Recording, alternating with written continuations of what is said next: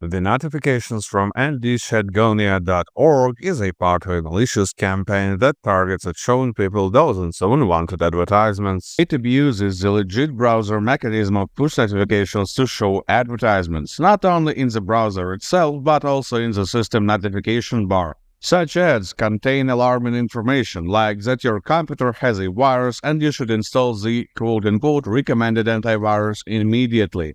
At the same time, you can see the pop-ups promoting a gambling website or a dating service. Everything depends on who has paid the scammers. Despite these pop-ups being nothing but false claims and ads of dodgy websites, there may actually be a malicious program running on your computer. It in fact can cause the appearance of these pop-up notifications.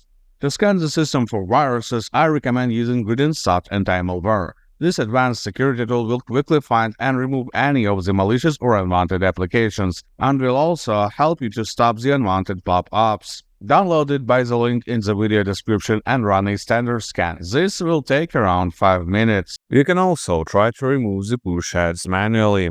The key reason why these pop-ups appear is the permission to send notifications for the ndshedgonia.org website. To revert these permissions, go to the settings page of your browser and type notifications in the search bar. Here, go to site settings and click notifications once again. That will open the list of websites that are allowed to send push notifications. Here you need to remove every single entry.